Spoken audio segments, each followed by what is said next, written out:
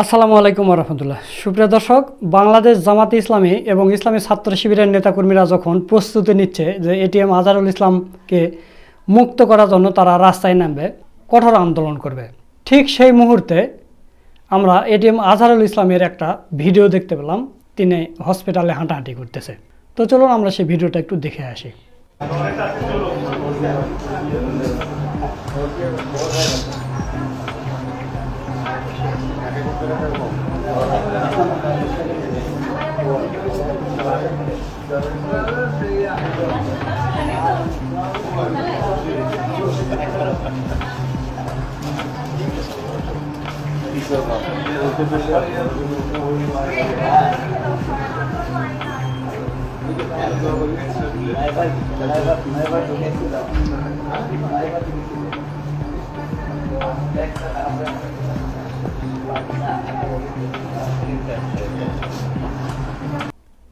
দর্শক, আপনারা ভিডিওটা দেখলেন। তো জামাতে ইসলামী ঠিক যে মুহূর্তে আন্দোলনের প্রস্তুতি নিচ্ছে সেই মুহূর্তে এরকম একটা ভিডিও সোশ্যাল মিডিয়াতে এসেছে। তো এই ভিডিওটা কি পরিকল্পিতভাবে সরকার থেকে দেওয়া হয়েছে না এমনিতে আসলো, এ বিষয় নিয়ে বিস্তারিত আলোচনা হবে। তো দর্শক, আপনারা জানেন যে বাংলাদেশে যতগুলো আন্দোলন হয়েছে সবগুলো আন্দোলনে কিন্তু জামাত শিবির না থাকলে সেই আন্দোলন সফল হয়নি।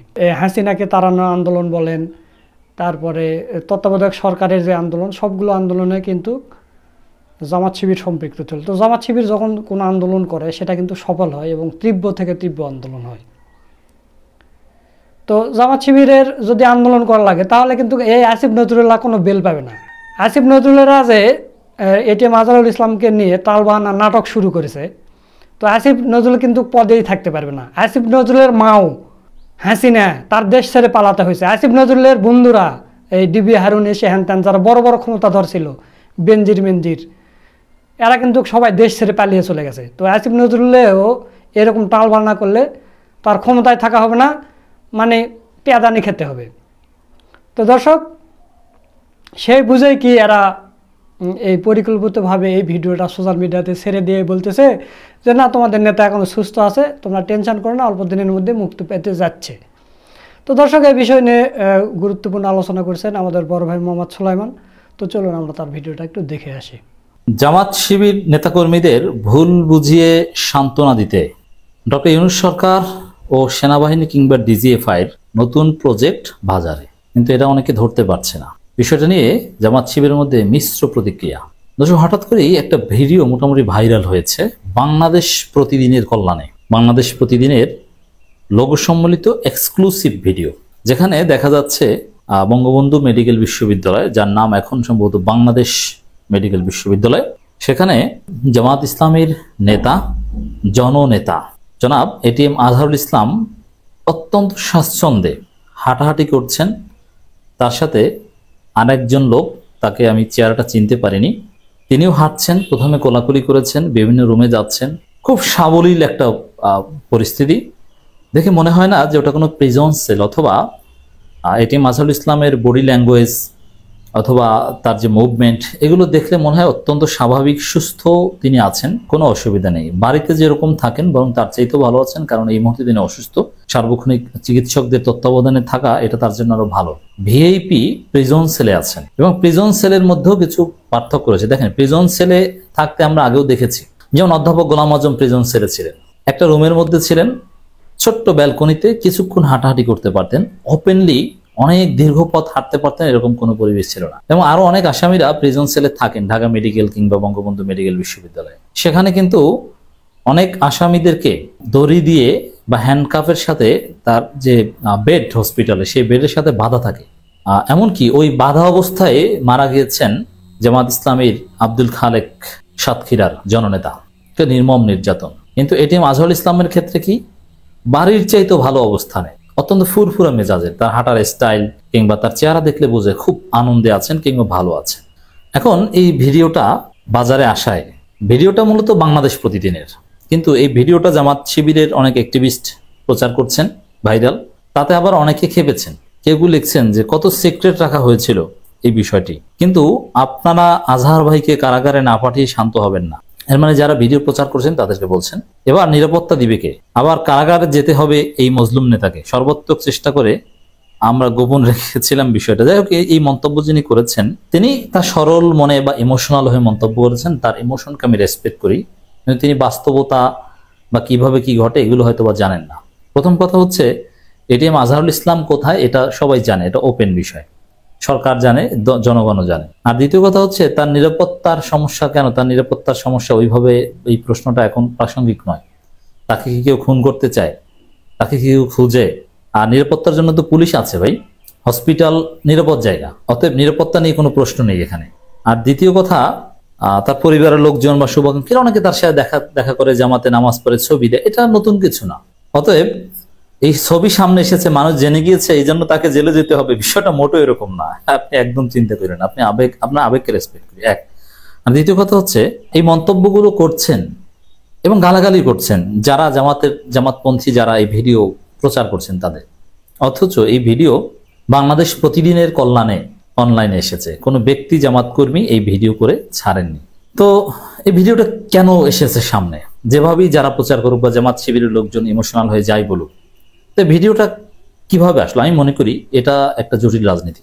এই ভিডিও সামনে আসার সাথে যথেষ্ট নিরাপত্তার সাথে এটিএম আজহারুল ইসলাম আছেন, প্রিজন ছেলে, হসপিটালের। কিন্তু এই ভিডিও পাবলিশ করা বা সামনে আসার সাথে আমি মনে করি সরকার জড়িত।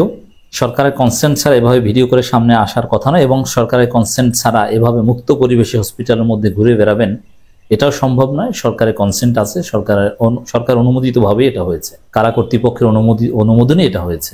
আর ভিডিও যে কেউ চাইলেই করতে পারে না, ওটা ভিডিও করার একটা পরিবেশ দেওয়া হয়েছে, সরকার দিয়েছে। আর এগুলো অনেক কিছুর পেছনে কলকাঠি সেনাবাহিনী নারে বা ডিজিএফআই এখানে গেম খেলে। অতএব এই জন্য সেনাপ্রধান ভার্সাস ইকুয়াল টু ডিজিএফআই, আমি এই শব্দটা ব্যবহার করতে চাই, তারা এর সাথে জড়িত এবং জামাতের হাইকমান্ডও এর সাথে জড়িত এই ভিডিও পাবলিশ করার সাথে। কারণ এই ভিডিওর মাধ্যমে দেখানো হচ্ছে, মেসেজ দেওয়া হচ্ছে। প্রথমে আছে জামাতের হাইকমান্ড কেন এই ভিডিও প্রচারের সাথে জড়িত, তাদের স্বার্থটাকে।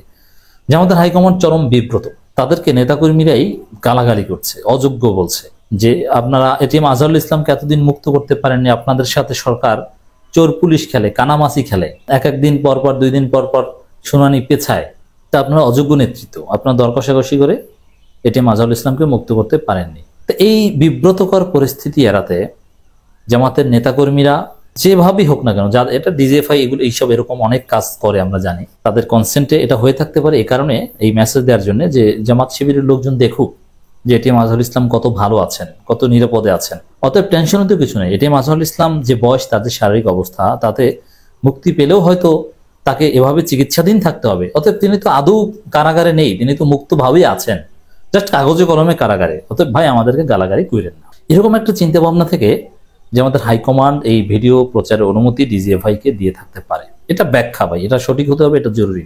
আর এই ধরনের ভিডিও হওয়ার হামেশা এরকম একজন হাই সিকিউরড কারাবন্দির ক্ষেত্রে যে ইচ্ছা সে ভিডিও করে ছেড়ে দিবে, বিষয়টা এরকম হওয়ার কথা না। আবার বাংলাদেশ প্রতিদিনের সাথে ডিজিএফআই ঘনিষ্ঠ যোগাযোগ আছে। এরপরে ডিজিএফআই বা সরকার তাদের কি মেসেজ দেখেন, এখানে জামাতের সাথে সরকার নাটক করছে, এটা আমরা আগেই বলছি। যেমন জামাত এখন ক্ষমতায় আসার মতো জনপ্রিয়তা অর্জন করছে জোট করে। এখন জামাতের দুর্বলতা, ভারতের যারা দালাল আছে, সেনাবাহিনী, ওয়াকারুজ্জামান নিজেই তো ভারতপন্থী, তো এদের দেখানো প্রয়োজন। দেখেন জামাতের জনপ্রিয়তা যতই বেড়ে, এখন জনগণের মন থেকে তো জামাতকে দূরে সরিয়ে রাখা যায় না, কিন্তু জামাতের সক্ষমতাকে দুর্বল করে দেখানো হচ্ছে। জামাত যতই জনপ্রিয় হোক, এরা ক্ষমতায় আসলে টিকতে পারে না, কারণ এদের কোনো সক্ষমতা নেই, এরা এটিএম আজহারুল ইসলামকে মুক্তি করতে পারে না। তো এইভাবে জামাতকে ডিমোরালাইজ করতে বা জামাতকে দুর্বল হিসেবে দেখাতে এটিএম আজহারুল ইসলামকে নিয়ে নোংরা রাজনীতি ভারতের দালালেরা করে থাকতে পারে। আবার জামাত শিবিরের জনমত ডক্টর ইউনূস সরকারের বিরুদ্ধে চলে যাবে, এটাও সরকার কিছুতেই বহন করতে পারবে না, এটা তাদের জন্য একটা অসহনীয় যন্ত্রণা। এই জন্য জামাত শিবির নেতাকর্মীদের খুশি করা, দেখো এটিএম আজহারুল ইসলাম মামলা যাই হোক, তিনি তো ভাই ভালো আছেন, চিন্তা কি, আপনার আলহামদুলিল্লাহ বলেন না? ঠিক এরকম জামাত শিবির অনেকে আলহামদুলিল্লাহ বলছে এবং নতুন ব্যাখ্যা সামনে এনেছে। এই ব্যাখ্যা এতদিন কিন্তু ছিল না, জামাতের লোকজন এই ব্যাখ্যা প্রচার করছে, আপনি অবাক হবেন। এগুলো গভীর রাজনীতি, যে এই দ্রুত 5 আগস্ট বা 6 আগস্ট যদি মুক্তি পেত, মুক্ত করে আনা হতো, তাহলে এই সব রাজবন্দীদের, অন্যান্য যুদ্ধাপরাধীর অভিযোগে যাদেরকে ফাঁসি দেওয়া হয়েছে, সবার মামলার জট খুলতো না, ভূগোল বোঝায়। তো এটা এইভাবে একটা আইনি প্রক্রিয়া আসার কারণে অন্য সবাই নির্দোষ প্রমাণিত হবে, এটা একটা ভুয়া ব্যাখ্যা। এটিএম আজহারুল ইসলাম মুক্ত পেলেও সব মামলা সবাইকে নির্দোষ প্রমাণ করার আইনি সুযোগ আছে বা ছিল, থাকবে, এটা কিছু না। কিন্তু এইটা এখন সামনে আছে জামাত, যে না তারা ভুল করেনি, তারা ঠিক করেছে। আর এটিএম আজহারুল ইসলাম তো ভালো আছে, 5 আগস্টের পরেই তো তিনি হসপিটাল আছে, টেনশনের কি, এটা বোঝানোর চেষ্টা করা হচ্ছে। তো এইটা এইভাবে খেলা চলছে দর্শক। আর আমরা জবাবে যেটা বলতে চাই যে এটিএম আজহারুল ইসলাম কোথায় আছেন, কিভাবে আছেন, ভালো আছেন, এটা আলহামদুলিল্লাহ। কিন্তু কাগজে কলমে তাকে মুক্ত দেখতে চাই, তাকে রাজনীতিতে দেখতে চাই। তিনি 5 স্টার হোটেলে থাকলেও আমরা তাকে মুক্ত দেখতে চাই কাগজে কলমে, এটা করতে হবে, ভেরি সিগনিফিকেন্ট। অতএব দর্শক, এইসব ভুলভাল বুঝ দিয়ে সান্ত্বনা করা, সেই সান্ত্বনা গ্রহণ করা যাবে না, মানা যাবে না, এটা একটা বিষয়। এই ভিডিও প্রচার এটা উদ্দেশ্যমূলক। তবে হ্যাঁ, জামাত শিবির এবার অনেক শিক্ষা পেয়েছে। আমরা যতদূর খবর পেয়েছি আগামী 6 তারিখ হয়তো একটা মুক্তির ফয়সালা হবে। প্রিয় দর্শক, আপনারা সুলাইমান ভাইয়ের ভিডিওটা দেখলেন। তো আজকের এই ভিডিও সম্পর্কে আপনাদের মতামত কি, আপনাদের মূল্যবান মতামত অবশ্যই কমেন্ট করে জানিয়ে দিবেন। সকলকে ধন্যবাদ। আসসালামু আলাইকুম রহমতুল্লাহ।